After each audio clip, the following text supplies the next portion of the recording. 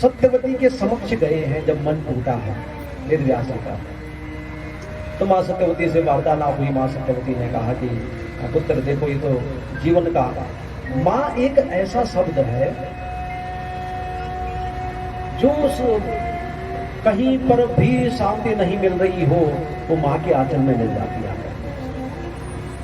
पिता तो थोड़ा फिर भी थोड़ा सा रूढ़ होते हैं, लेकिन माँ की ममता के आगे सब दुख फीके पड़ जाते हैं। वेदव्यास जी जैसे ब्रह्म ज्ञानी, और वो भी माँ के शरण में आए। माँ से कहा, माँ आज बड़ा व्यथित हो, चिंतित हो। तो सत्यवती ने कहा, पुत्र तेरे जैसे ज्ञानी भी अगर व्यथित होंगे फिर बाकी लोगों का क्या। बड़ा ज्ञान दिया है माँ ने। और जब ये बात प्रारंभ हुई तो फिर प्रश्न पूछा गया कि अब आप महाभारत की कथा सुना दो हमें। सूत जी सोनकादि अठारह से जा रहे ऋषि बैठे हैं, और सोनकादि अठारह से ऋषियों ने कहा कि प्रभु हमें अब आप महाभारत की कथा सुनाइए। तो अब कथा शुरू होती है महाराज शांतनु से। शांतनु जी कौन है? ये सत्यवती के पति हैं, भीष्म जी के भी पिता हैं, और दो संतानें शांतनु जी की और हुई है। उनका नाम है चित्रांगद और विचित्रवीर्य। अगर आपने महाभारत देखी, दो संतान कौन कौन सी है? चित्रांगद और विचित्रवीर्य। ये संतान है सत्यवती की, और भीष्म पितामह है गंगा के पुत्र। तो अब ये जो झमेला, ये सोनकादि ऋषियों को तो पता है, लेकिन वो हम सब के लिए पूछना चाह रहे हैं कि इस संदेह को थोड़ा सा छटनी करिए आप, कि आखिरकार ये है क्या सब कुछ। कि गंगा का पुत्र और शांतनु का पुत्र गांगे या भीष्म पितामह, और सत्यवती की जो संतान है जो कि शांतनु से हुई है वो है विचित्रवीर्य और चित्रांगद। तो कथा प्रारंभ हुई कि एक बार चित्रांगद को राजगद्दी प्राप्त हुई, जबकि जो बड़े पुत्र हैं वो भीष्म पितामह हैं, उनको राजगद्दी नहीं हुई। तो कथा सीधी सीधी शुरू की कि देखो, एक बार राजा चित्रांगद वन में घूमने के लिए निकले। जब राजा बन गए थे तो एक चित्रांगद नाम का ही राक्षस के साथ इनका युद्ध हुआ, जिसमें ये मारे गए। इनकी शादी नहीं हुई थी, विवाह नहीं हुआ था। ये अखे अथे कदा महाबाहो सैन्येन महता वृतः प्रचचार वनो देशो पश्यन् बंध्यान् मृगान् रुदन्। वन में जब गए तो एक चित्रांगद नाम के राक्षस के साथ इनका युद्ध हुआ, और वहां पर ये मारे गए। माँ बहुत रोई, सत्यवती बहुत विलाप किया। शांतनु जी पहले ही मृत्यु को प्राप्त हो गए थे। तो भीष्म पितामह ने पुनः उनके छोटे बेटे को राजगद्दी सौंप दी, और इसका नाम है विचित्रवीर्य। विचित्रवीर्य को राजगद्दी सौंपी। गंगा पुत्र कुरु श्रेष्ठा धर्मज्ञा कुलदीपका मया स्वयंवरे सान्वो व्रतोस्ति मानसः नृपा। इनका विवाह नहीं हुआ तो अंबा, अंबिका, अंबालिका तीन बहनें हैं।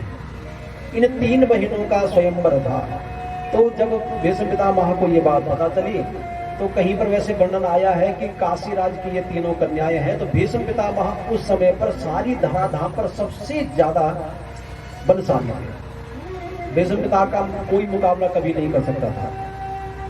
बड़े बलशाली थे, बड़े वीर थे। तो इन्होंने एक पत्र लिखा काशी राज को। काशी राज को कहा कि खबरदार, अगर तीनों कन्याओं का स्वयंवर तुमने किया या किसी और के साथ उनका विवाह किया, तुम सम्मान के साथ उनको हस्तिनापुर लेकर के आओ। तो काशीराज नहीं लेके आया। तो भीष्म पितामह स्वयं गए और सारे राजाओं को बंदी बना करके और रथ पर आरूढ़ करके तीनों बहनों को लेकर के आ गए। जब तीनों बहनों को लेकर के आए तो मां सत्यवती के सामने कहा कि देखो, विचित्रवीर्य का विवाह नहीं हुआ है। तो इन तीनों का विवाह, उस समय की व्यवस्था थी कि एक राजा की कई पत्नियां होती थी, रानियां, पटरानी इत्यादि, उस समय की जैसी व्यवस्था थी। तो इन तीनों का विवाह आप इनके साथ कर दें। उनमें से जो सबसे बड़ी थी अम्बा, वो सामने आई, अम्मा ने हाथ जोड़ करके कहे कि बोले ये गांगेय, मुझे आप क्षमा करें। बोले किस लिए? कहा कि मेरा जो मन है, मेरा जो चित्त है, वो राजा साल्व पर आ चुका है, जो कि स्वयंवर में ही उपस्थित थे, लेकिन आपके भय के कारण उन्होंने कोई शब्द नहीं कहा, और मन ही मन मैं उनको पति मान चुकी हूं और वो मुझे पत्नी मान चुके हैं। और अब आप बताइए कि क्या अब मेरा विवाह विचित्रवीर्य के साथ सही है? तो फिर विश्वपिता महावीर ज्ञानी थे, तो उन्होंने कहा देखो अम्मा, अगर तुम यहाँ नहीं रहना चाहती हो, जब तुमने राजा साल्व को पति रूप में स्वीकार कर लिया है, तो तुम राजा साल्व के पास ही जाओ। तो ये निकल करके गई साल्व के पास, और जब साल्व के यहाँ पहुंची तो राजा साल्व से विनय किया कि महाराज, आपने भी मुझे पत्नी स्वीकार कर लिया था, मैंने भी आपको पति स्वीकार कर लिया था, इस प्रकार से अब मैं आपकी अर्धांगिनी बनना चाहती हूँ और मुझे आप स्वीकार करें। तो राजा साल्व कहते हैं कि परोक्षिष्टम च कन्यायाम गृह्णन्ति हे मतिमाशरम अतो हम न ग्रहश्यामि त्यक्ताम भीष्मेण मातृवत। राजा साल्व कहते हैं कि देखो अम्बा, जो भी तुमने ये किया इसमें तुम्हारा कोई भी दोष नहीं, और तुम्हें भीष्म पितामह लेकर के गए हैं, मुझे ये भी पता है कि मातृवत लेकर के गए, यानी भीष्म पितामह के मन में कोई कपट नहीं है, वो तो अपने माँ के समान तुम्हें लेकर के गए तीनों बहनों, लेकिन हरण कर करके तो लेकर के चले गए। अगर मैं तुम्हें पत्नी स्वीकार कर लेता हूं तो फिर लोग क्या कहेंगे कि उच्चिष्ट खा रहा है, जिस कन्या का हरण हो गया था उसको ये विवाह करके और घर पर रखा हुआ, तो मना कर दिया कि मैं तुम्हें पत्नी रूप में स्वीकार नहीं कर सकता। तो जब यहाँ से निराश होकर के पुनः भीष्म पितामह के समक्ष गई, तो उधर राजा को तो मना कर चुकी थी विचित्रवीर्य को, तो अब बचे थे भीष्म पितामह। भीष्म पितामह से कहा कि आप मुझे पति के रूप में प्राप्त हो जाओ और मुझे आप पत्नी के रूप में स्वीकार कर लो। तो भीष्म पितामह ने हाथ जोड़े के देखे, मैं तो बाल ब्रह्मचारी रहने का मैंने संकल्प लिया हुआ, इसलिए मैं तेरे साथ विवाह नहीं कर सकता। इनके बीच में बहुत वहां पर गर्मा गर्मी का माहौल रहा, और अम्बा वहां से खिन्न होकर के गई। कहां से जीवन में संस्कार, और ये अम्बा ही कहां से अपना उद्धार करेंगे? और फिर पहले घूमो और फिर बुढ़ापे में डॉक्टरों के हवाले पड़े रहो। अत्यधिक कुछ भी हो वो नाश कर देता है। विद्या विवादाय धनम मदाय सत्यम परेशान पर पीड़नाय ज्ञानाय दानाय च रक्षणाय खलस्य साधो विपरीत। ये जितने भी चीजें हैं जो सदप्रयोग नहीं करता है वो मदोन्मत्त होकर के खत्म हो जाता है। इसलिए भोगों की विशेषता शास्त्र कहते हैं कि भोगों भुक्ता वयमेव भुक्त्वा, भोग हम नहीं भोग रहे हैं, भोग हमें भोग जाते हैं। इंद्रियां तृप्त नहीं होती है, जितना भी मर्जी आप भोग लो। सारी जिंदगी खा खा के मर गए, कुछ हुआ? कितना ही खाएं जिससे शरीर चले, लेकिन जब लगे रहेंगे खाने के लिए, कमाने के लिए भी हो सबसे ज्यादा धिक्कार तो उनके ऊपर है जो दरिद्री बने हुए हैं। इतना पैसा इकट्ठा करते हैं, अगर राशन की दुकान खोली हुई तो उसमें भी बुरा मत मानिएगा, मैं ये नहीं कह रहा हूँ किसी के, लेकिन देखिए अपना विवेक कभी शून्य मत करिए। उन चीजों को बेचेंगे जो दूसरों के घर को बर्बाद कर रहे हैं, जहर बना करके दूध बेच रहे तो उसमें भी मिलावट कर रहे हैं, गौ माता को इंजेक्शन ठोक करके दूध निकाल रहे हैं। कहां तक गिरोगे? डॉक्टर बने हैं तो लोगों की किडनी, लोगों का लीवर बेच करके खा रहे हैं। कहां तक जाओगे? कितना गिरोगे? हर जगह धांधली, हर जगह धांधली, कहीं किसी पर कोई किसी का विश्वास नहीं, सब अविश्वास है, हर किसी के ऊपर शक की नजर से लोग देखते हैं। ये तो छोड़िए, धर्म को चलाने वाले भी धर्म को भी बेच करके खा रहे हैं, उस धर्म को भी नहीं छोड़ते। इसलिए भोगों न भुक्ता वयमेव भुक्त्वा, इतना पैसा इकट्ठा कर लेते हैं और सारी जिंदगी लगे हैं पैसा इकट्ठा करने का। इतना पैसा इकट्ठा, इतना पैसा इकट्ठा, वहां जमीन यहाँ जमीन, इतनी एफडी, इतने करोड़ों, इतना सोना इकट्ठा करके रखा हुआ है। माथे पे मारोगे क्या उस सोने को? अब लोग शिक्षित हो रहे हैं। अभी एक ऐसा नहीं है कि नहीं, देखो ये नहीं कह रहा हूं कि नहीं होना चाहिए, घर भी हो, दुकान भी हो, मकान भी हो, गाड़ी भी हो, गहने भी हो, लेकिन जो प्रयोग में आ सके। जिसका प्रयोग ही नहीं है उस कबाड़े को इकट्ठा करके बैठे हो। जीवन के हर दिन को एंजॉय करके जियो, भगवान के चरणों में रह करके जियो। क्या पता कल सवेरे क्या हो जाना, और फिर सिरदर्दी ले रखी है। और कभी कभी तो ऐसा कि बच्चे भी बाप की शक्ल भूल जाते हैं, कब आता और कब जाता कोई पता ही नहीं। उन बच्चों के लिए भी समय नहीं है ना। एक बड़ी बहुत सुंदर, मुझे बहुत अच्छी कथा लगती है, आप पिछली बारी मैंने सुनाया होगा आपको। एक छोटा सा 9-10 साल का बेटा एक दिन रात्रि को अपने पिता का हाथ पकड़ के जब वो ऑफिस से आता है तो उस पिता से कहता है कि पिताजी आप बताइए 1 घंटे की कितनी कमा लेते हैं। तो बाप बाहर से आया था नौकरी करके, दिमाग तमतम आया था। आजकल बड़न इतने हैं कि हाई पैसा हाई पैसा हाई पैसा, मरे जा रहे हैं। स्वाभिमान से कोई जीता नहीं है, चापलूसी नहीं करोगे तो घर बैठ जाओगे। इसलिए बाबा तुलसीदास जी ने कहा कि पराधीन सपनों सुखनाई, कर विचार अपने मनमाई, हाजी की नौकरी नाजी का घर। तो टेंशन में था तो बेटे को एक थप्पड़ जड़ दिया। बेटे से कहा, बोले बड़ा पूछने वाला यार, तुझे बड़ा पता है कि कैसे पैसे कमाए जाते हैं, चल निकल यहाँ से। अब वो बच्चा बेचारा वो पीट करके अंदर चला गया। वो जब नहा धो करके बाहर निकला, भोजन किया रात्रि को। आजकल रात्रि चल रहे हैं वो सब। पहले निशाचर कहते थे, निशाचर नाम सुना है आपने? निशाचर है ना। निशाचर किसको कहते हैं? निशा कहते हैं रात को, जो रात को चरते विचरण करते हैं उनको निशाचर कहते हैं। आजकल हम सब निशाचर हैं, समय का कोई पता ही नहीं है। जड़ बुद्धि हो रखी है सबकी। सवेरे 10-10 बजे तक उठेंगे नहीं, रात को 2 बजे तक सोते नहीं। ब्राह्मणों का भी हाल है, इतना दुर्भाग्य है। वो ब्रह्म मुहूर्त तो अब ब्रह्म मुहूर्त ही रह गया, उसको कोई देखता तक नहीं। कहां से बुद्धि शुद्ध होगी, कहां से? सिस्टम ही सारा डामाडोल कर रहा था। तो उस बेटे ने कहा, जब वो बेटा चला गया रो पीट करके बेचारा, तो जब खाना खुना खाया तब थोड़ा दिमाग ठंडा हुआ और फिर सोचा मैंने बेटे के साथ ऐसे ही उसके साथ बेचारा थप्पड़ मार दिया उसको। तो फिर उसके कमरे में घुसा, बड़े प्यार से उसको पूछा, तो थोड़ा सा डरा हुआ भी था, सहमा हुआ था बच्चा, तो नहीं कुछ बोला। तो उसने बड़े प्यार से पूछा कि किस लिए पूछ रहा था?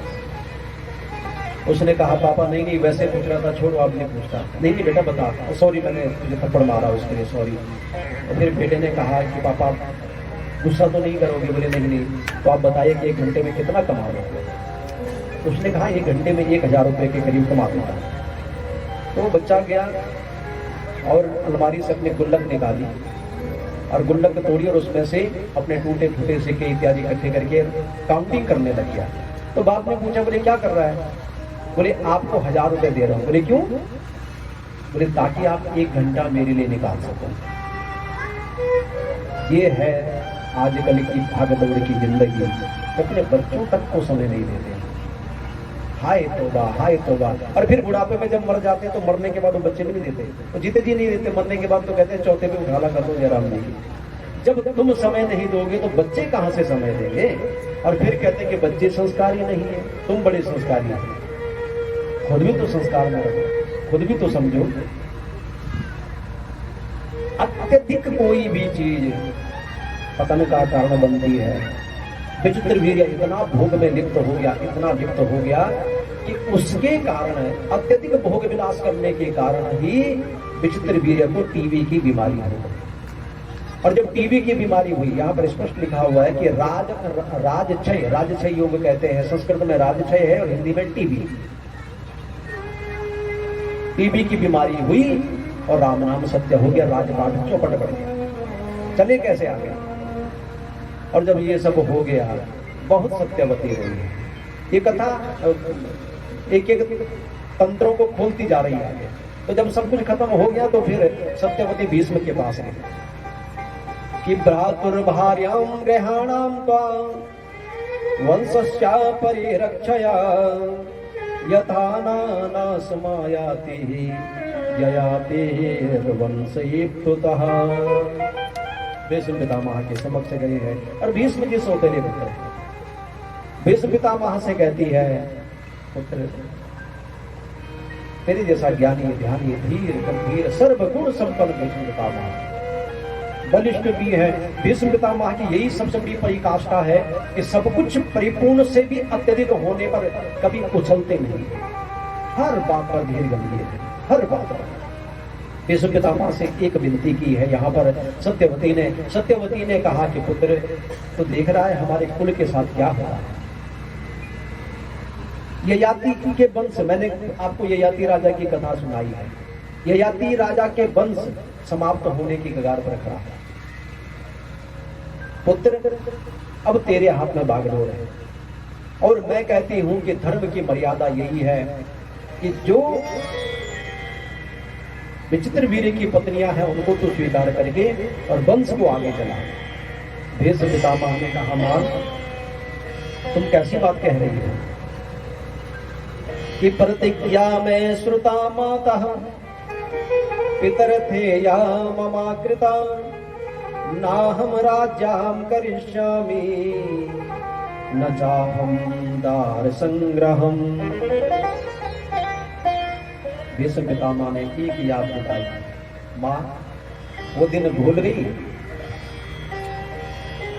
कि प्रतिज्ञा ले रखी है मैंने। और भीष्म प्रतिज्ञा, नाम भीष्म नहीं है, प्रतिज्ञा भीष्म है, इसलिए भीष्म कहा जाता है। नाम तो पहले गांगेय था, फिर देवव्रत पड़ गया। भीष्म प्रतिज्ञा कैसी? भीष्म प्रतिज्ञा की जीवन में इतनी कठिनाइयां आई, भीष्म जी अपनी प्रतिज्ञा से नहीं बने।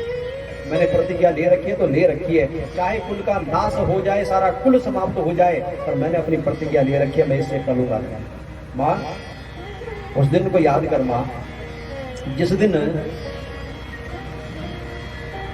पिता को तुम प्रिय थी, और जब आपके पिता के समक्ष मेरे पिता गए कि मुझे कन्यादान में अपनी बेटी का हाथ दे दो, तो आपके पिता ने आगे शर्तें रख दी थी कि तब तुम इस सत्यवती को ले जा सकते हो जब ये संकल्प करो कि इसके द्वारा जो संतान पैदा होगी वही राजगद्दी पर बैठेगी।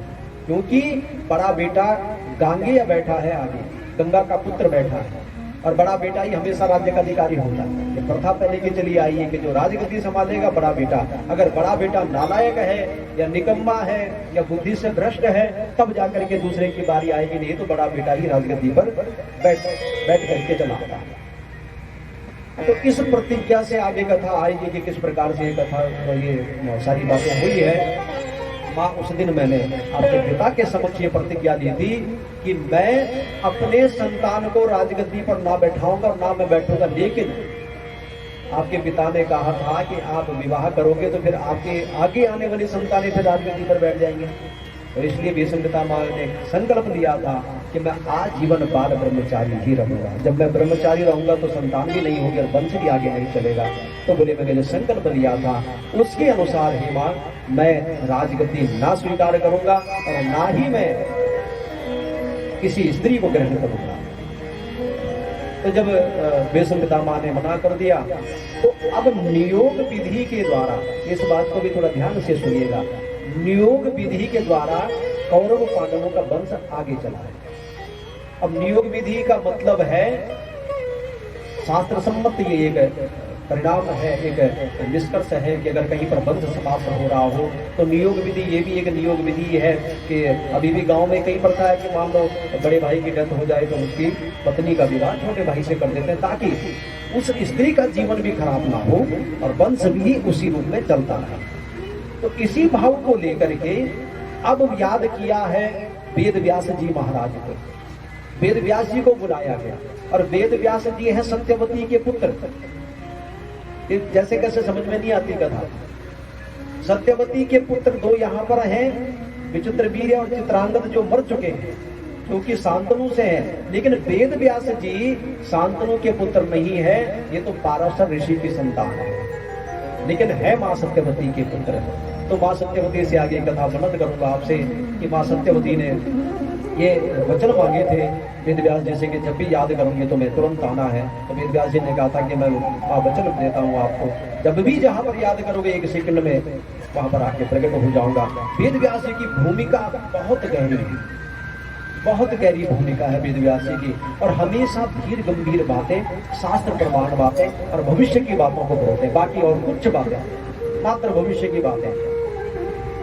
तो जब सत्यवती ने याद किया, तो फिर आज की कथा इस प्रसंग के साथ ही मैं विश्राम करूंगा। तो जब याद किया तो प्रकट हुए हैं वेदव्यास जी। तो वेदव्यास जी से निवेदन किया कि अब तुम वंश को आगे चलाओ। तो वेदव्यास जी ने कहा कि मां, मैं बाल ब्रह्मचारी हूं, मेरे ओज को तुम्हारी बहू नहीं और मात्र दृष्टि से नहीं सहन कर पाएगी। तो फिर जब मां नहीं मानी, तो सबसे पहले अंबिका को भेजा। अंबिका और अंबालिका, मैं बार बार इसलिए रिपीट कर रहा हूं इन बातों की ताकि आप लोग याद रखें, आप लोगों के दिमाग में ये बातें रहें। अंबिका और अंबालिका विचित्रवीर्य की पत्नियां हैं। विचित्रवीर्य ज्यादा भोग भोगने के चक्कर में मारा गया, लेकिन पत्नी है विचित्रवीर्य की। तो सबसे पहले अंबिका को कहा कि तुम जाकर के वेदव्यास के सामने जाओ। तो जब अंबिका गई है तो अंबिका ने शर्म के मारे आंखों पर पट्टी बांधा, और जैसे ही गई गर्भधारण तो हो गया, लेकिन जब वेदव्यास ने हाथ में खोल करके देखी तो अंबिका ने पट्टी बांधी। अद्भुत देव श्रृंगार तेरा। मां बड़ी चिंतित तो हो गई, बोले अंधी संतान कैसे शासन कर सकती है, कैसे राज्यभार चला सकती है। तो अंबालिका को कहा कि अब तुम जाओ। तो जब अंबालिका गई तो अंबालिका जाकर के भय से कांप उठी, जिसके कारण शरीर पीला पड़ गया।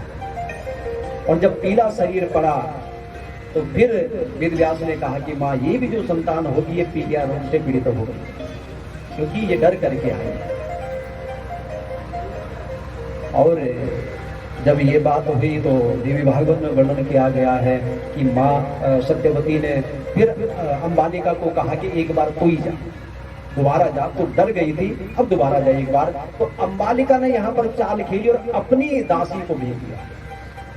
और जब दासी को भेजा तो दासी के पुत्र हुए हैं विदुर जी महाराज। विदुर जी ब्रह्म ज्ञानी, विदुर जी जैसे निपुण ना तो पांडु थे और ना ही धृतराष्ट्र। तो सबसे जो बड़ी जो धर्म पत्नी थी अंबिका, उससे पैदा हुए हैं धृतराष्ट्र, और अंबालिका से पैदा हुए पांडु, और जो दासी थी उस दासी से हुए हैं विदुर जी महाराज। तो ये नियोग विधि से संतान पैदा हुई है। आज की कथा को यहीं पर ही विश्राम देंगे। इन रहस्यों को, जो बहुत गूढ़ रहस्य है कि किस प्रकार से फिर पूरे का पूरा संकल्प लिया भीष्म पितामह ने, और किस प्रकार से भीष्म पितामह का जन्म गंगा जी के द्वारा हुआ है। और गंगा जी के 8 पुत्र हुए। अगर आपने कथा सुनी हो तो 7 को तो गंगा जी में ही बहा दिया था। तो क्यों बहाया? इतना बड़ा अत्याचार एक माँ कैसे कर सकती है? उन सब कथा को हम कल रसास्वादन करेंगे, और सत्यवती का सारी कथा, वेदव्यास जी का जन्म इत्यादि कल की कथा में श्रवण करेंगे। बोले साचे दरबार की जय। मेरी सचिया